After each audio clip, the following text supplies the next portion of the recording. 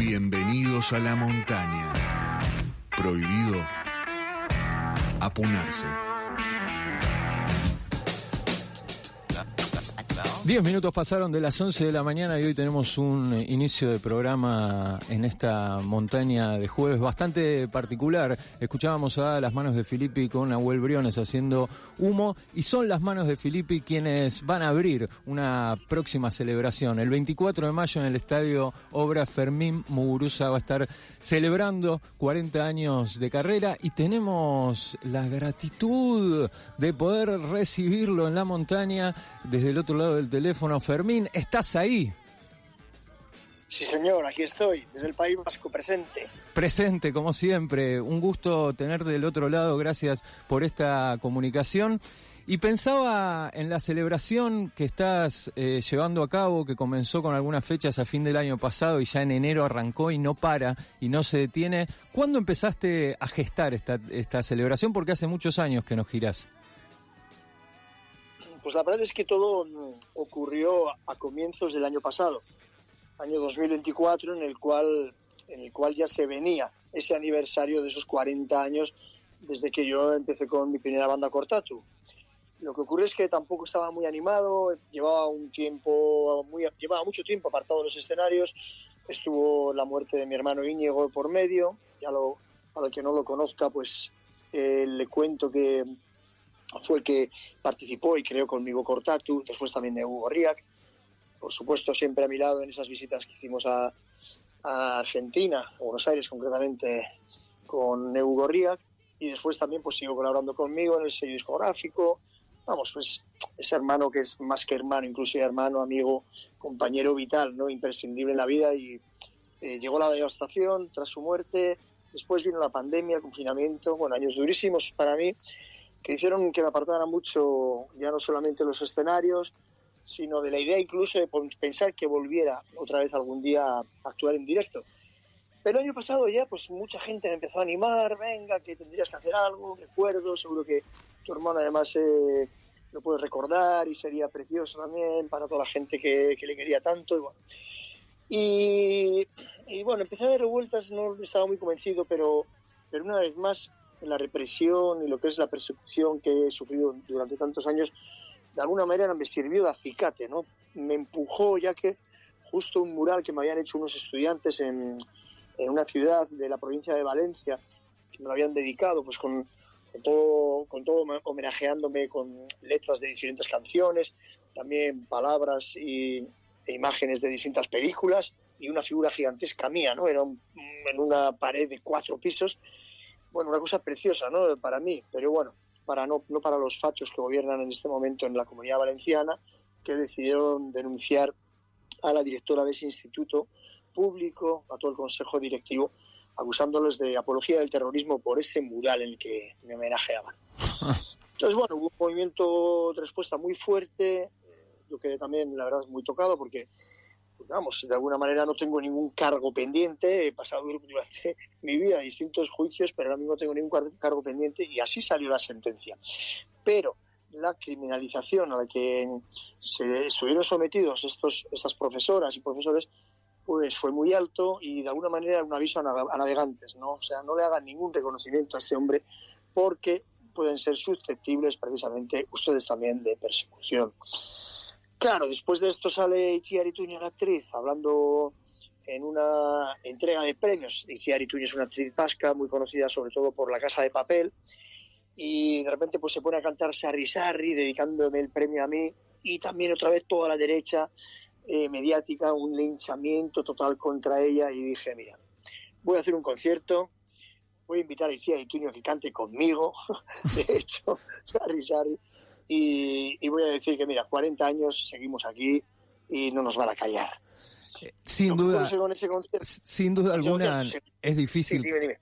Sin duda alguna es difícil callarte, y ese silencio arriba de los escenarios tuvo otras plataformas, porque no fue un silencio artístico tuyo, sino que a través del audiovisual, de las películas, de las animaciones, de los documentales, de la música prohibida, siempre hubo una coherencia a lo largo de tu historia. En la Argentina hay un montón, somos un montón los que somos descendientes de vascos, pero para aquel que no tiene idea, lo que sufriste vos y los que sufrieron tantos vascos con persecución, asociación a diferentes movimientos armados, ¿qué es hoy, con la derecha predominante en Europa, ser vasco?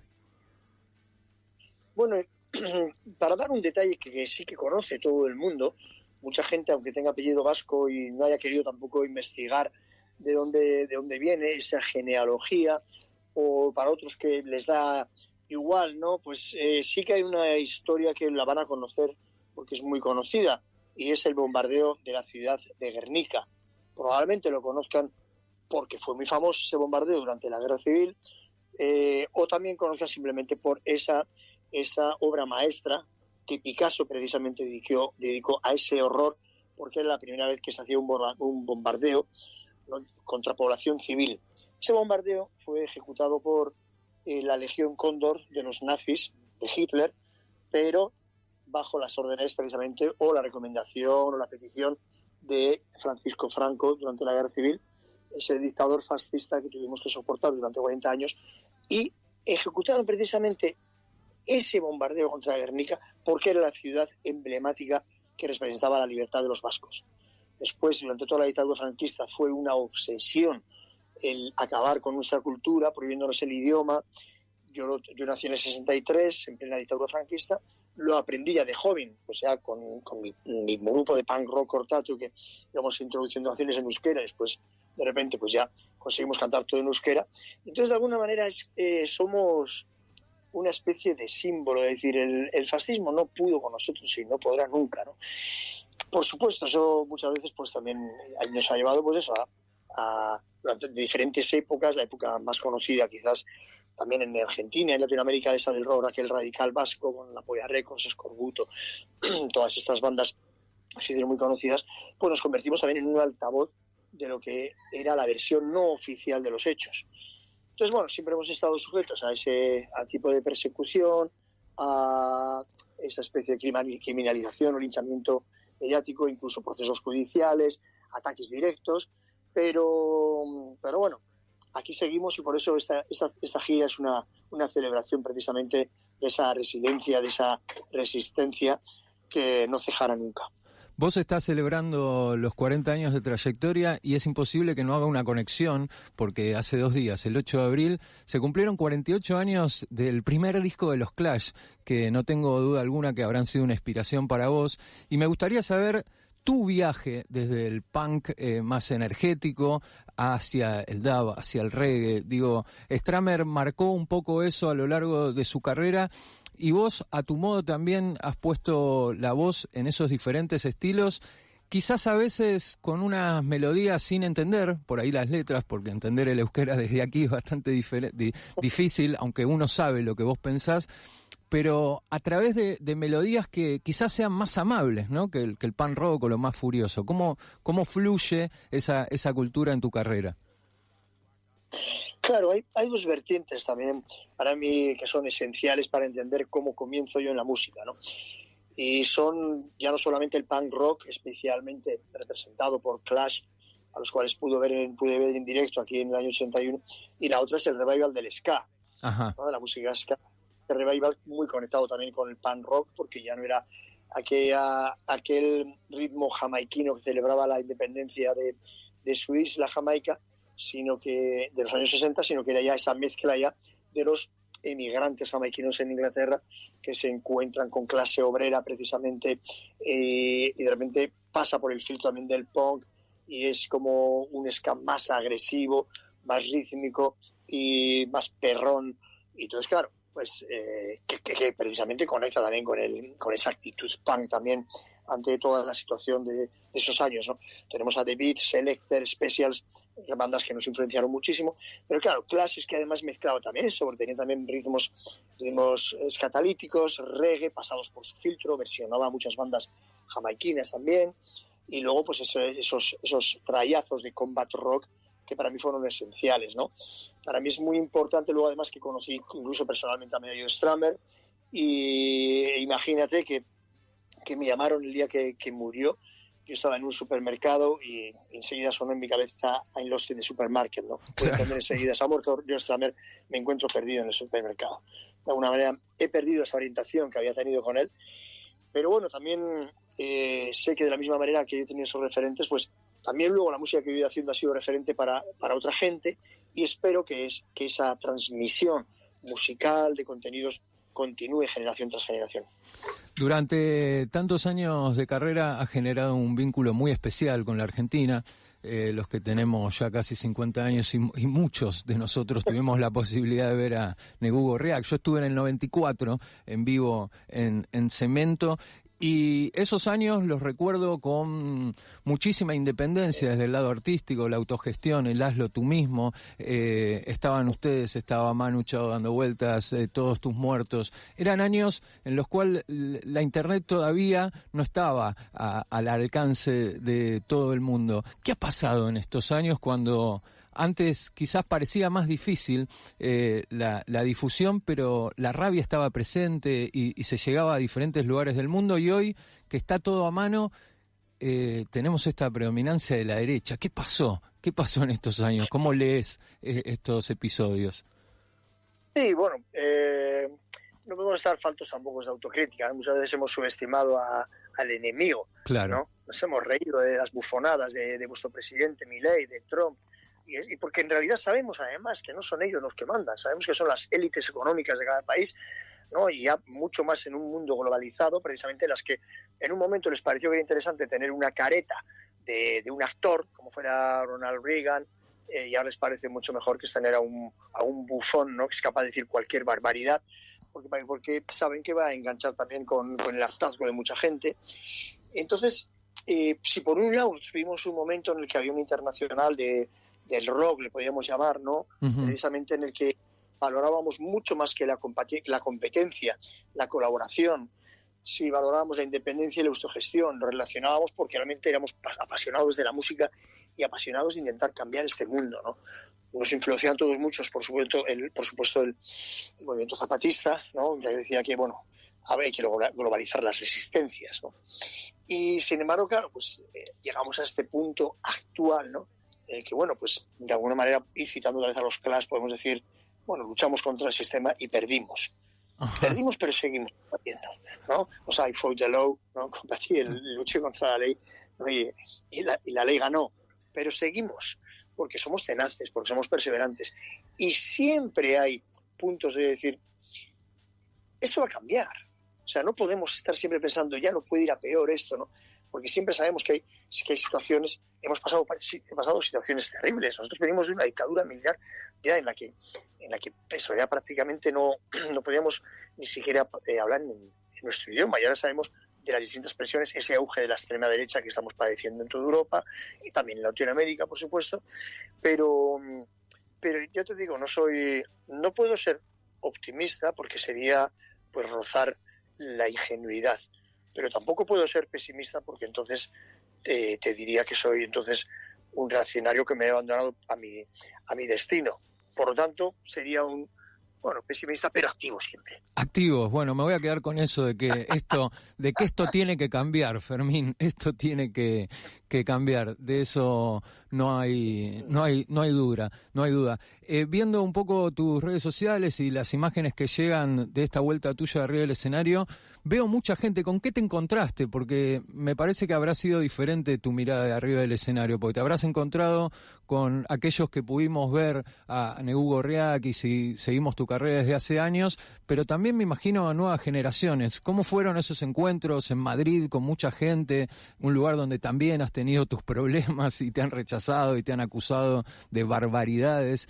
¿Cómo ha sido la vuelta al escenario y qué highlights podés recorrer hasta ahora, ¿no? Porque la gira sigue. De hecho, mañana estás en Zurich, si no me equivoco.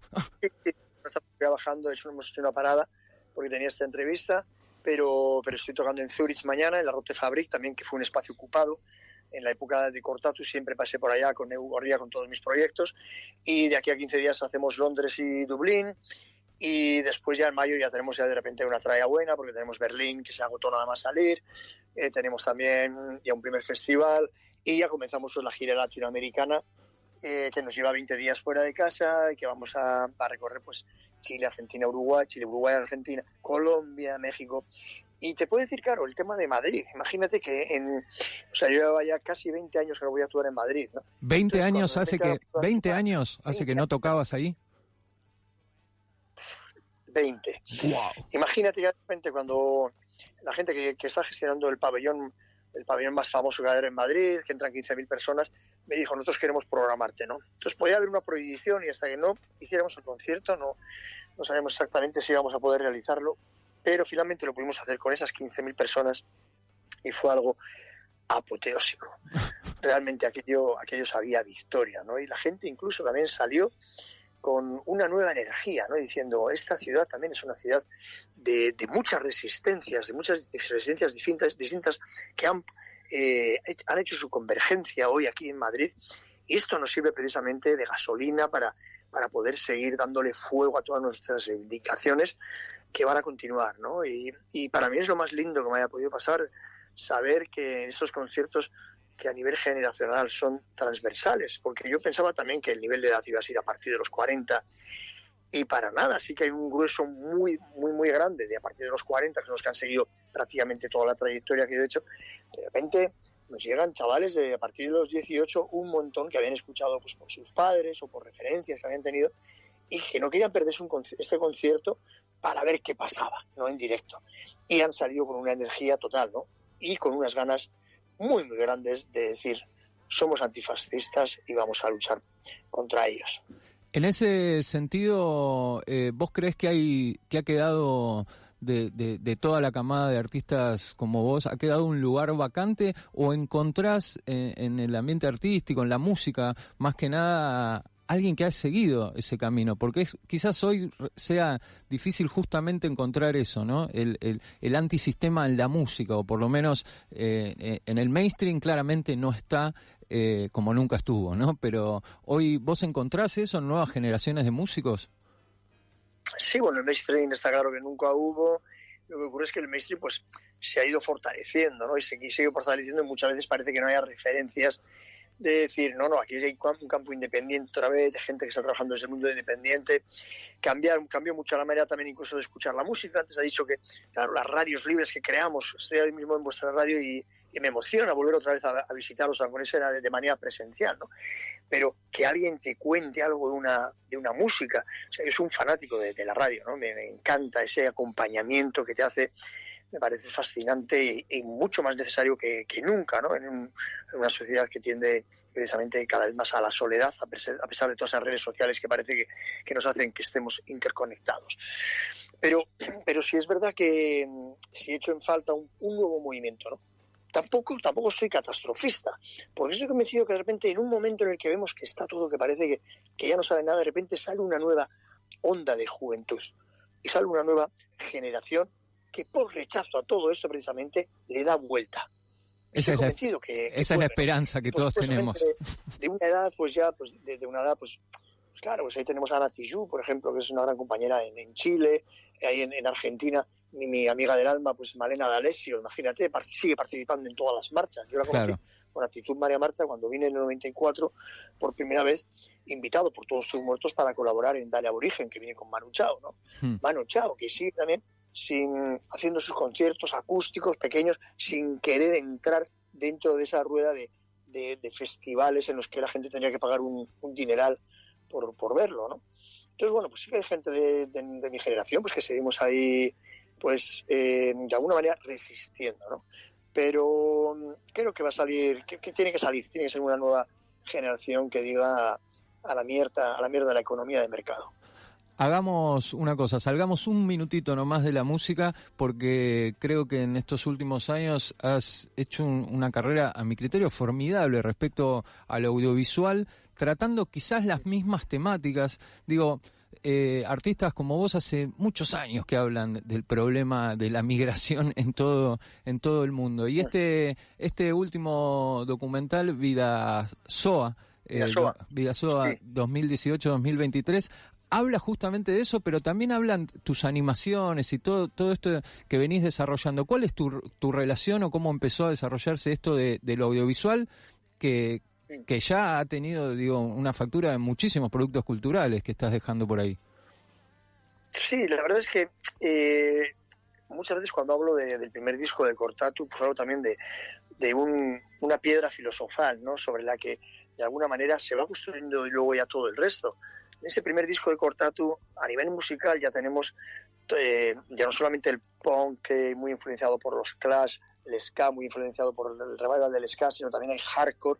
Una de nuestras bandas de referencia favoritas era Bad Brains, que hacían reggae y hardcore, pero tenemos también ritmos latinos, ¿no? Enrique Agua Sandinista, tenemos rock and roll más al estilo Psychobilly, ¿no? Stray Cats, cosas así, ¿no? que también nos apasionaba. O sea, es un disco con una paleta de colores muy amplia, y es un primer disco, ¿no? Pero es que además también hacemos ya un videoclip, ¿no? Que yo creo que es gracioso verlo ahora también, ¿no? Ya, después de tantos años, ahora mismo 40 años, porque claro, lo hicimos en el año 85. Entonces era un videoclip pues, que tenía la influencia pues, de lo que habíamos visto de los Madness, por ejemplo, ¿no? Esas gamberradas, pero a veces también tenía una mezcla de lo político, porque hablábamos de la fuga de Sarmiento y Picabea con la canción Sarri Sarri. claro. Entonces ya desde ahí, desde que tú haces un videoclip, ya sabes que hay que colocar una cámara de una manera, que tienes que plantearte una secuencia, tienes que cortar los planos. O sea, empiezas a la gente que estamos en el mundo de la música estamos muy familiarizados con el audiovisual, ¿no? Luego llevábamos siempre una cámara, y recuerdo cómo después de aquella visita que hicimos por Sudamérica, que hicimos Argentina, Chile, Uruguay, sacamos un resumen, ¿no? Una especie de road movie, que contábamos cómo había sido esa visita. Y la verdad es que yo cuando voy a grabar el disco a Jamaica es donde decido que tengo que hacer mi primer documental, te voy a contar cuál ha sido mi relación con Jamaica, por qué voy ahí, por qué me voy a reunir con Toots, con Gilroy, con las I-Trees, que eran las coristas de Bob Marley. Voy a grabar en el estudio de Bob Marley en Tuff Gum. Y entonces me saco el primer documental, ¿no? Un documental más que nada con una mirada sobre todo que era de lo que pasaba. Simplemente contar lo que estaba pasando, algo muy doméstico, pero que de repente a la gente le interesó muchísimo este documental, ¿no? Entonces ahí ya dije, voy a hacer un siguiente documental, que es el de los músicos palestinos. Sí. Me tocó precisamente un momento muy cruento de Palestina también, en aquella batalla de Ramallah, en la que se sitió precisamente Arafat, en la que destrozan toda la biblioteca de Mahmoud Darwish, el poeta nacional. Entonces hago este documental sobre la música palestina, y cuando estoy presentando este documental, que también lo presenté en Buenos Aires, por supuesto, todo esto lo he ido presentando en Buenos Aires, Sí. Y en otras partes de Argentina, pero Buenos Aires. Y entonces ya me hicieron un encargo desde Al Jazeera de hacer 11 documentales sobre la música árabe. Estoy 2 años trabajando en esto. Fui a presentarlos también al Festival Árabe Latino, donde trabajaba Pipo, que falleció hace poco y que lamenté mucho su muerte, porque fue la primera persona que me hizo un reconocimiento a toda mi carrera musical y cinematográfica. Uh-huh. Y eso no lo olvidaré nunca. Y después ya entré con el tema de la animación, que me apasionaba. Nuestro cómic lo editó Espacio Moebius, también ahí en Buenos Aires. Sí. Y empecé a trabajar con un estudio de animación que son unos genios de Rosario, que se llaman Draftun. Y entonces, pues la primera película de Black is Belsa de animación, pues una parte muy grande está realizada en Argentina. Tanto que cuando hice la segunda, Black is Belsa 2 Ainhoa, entraron en coproducción es una productora de Buenos Aires que se llama Lagarto, con Hugo Castro Fau, y los mismos también de Rosario, Draftun. Y entonces fui a presentarla también allí a Buenos Aires, que es la última vez que estaba yo visitándoos, hace 3 añitos, en el 2022, y después me fui a Rosario para estar con todos estos compañeros que tengo ahí en Rosario, que espero que se vengan al concierto de Buenos Aires también en obras.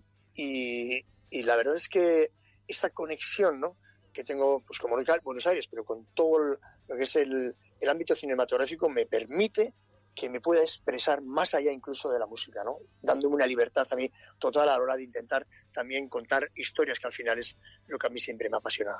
Sí, no hay lugar a dudas de eso, de que es otro soporte para poder seguir visibilizando muchas problemáticas mundiales, y también es manera de llegar a otro público, ¿no?, que quizás no consuma la música, pero sí a través del audiovisual puede estar. Vayamos al 24 de mayo, que va a ser nuestra cita en Buenos Aires, en el Estadio de Obras, van a abrir Las Manos de Filippi.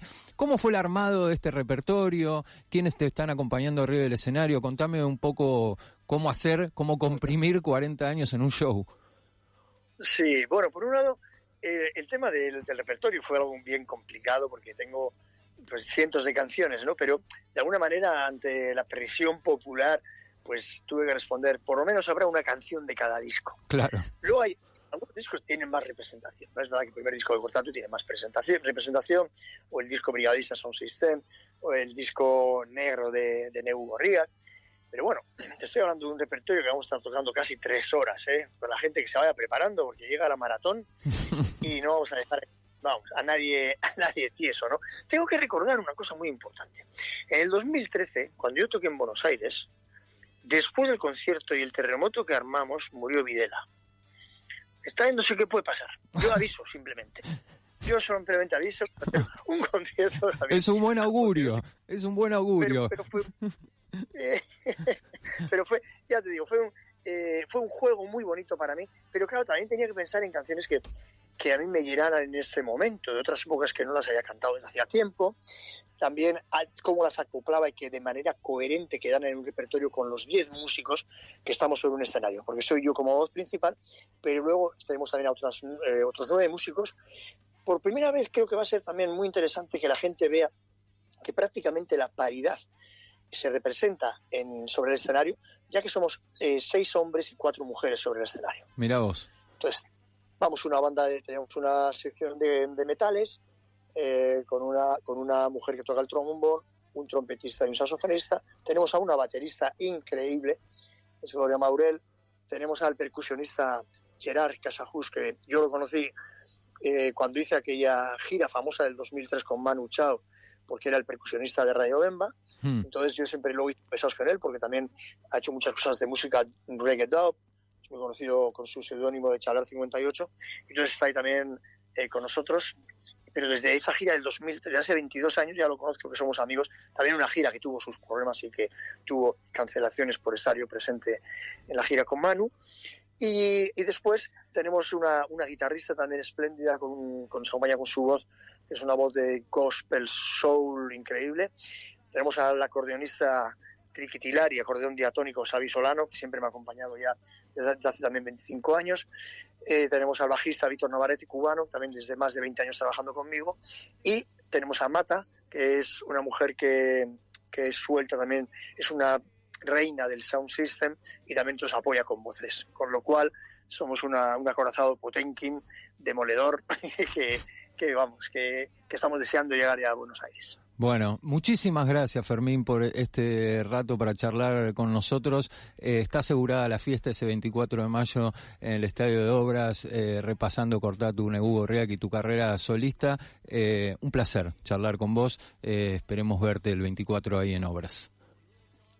Claro que sí, para mí también un placer siempre acudir, aunque no sea de manera presencial, ya que estuve muchas veces con vosotros en la tribu, sí. Pero charlar nosotros siempre un gustazo y una defensa también de esa información no hegemónica a través de este tipo de radios libres.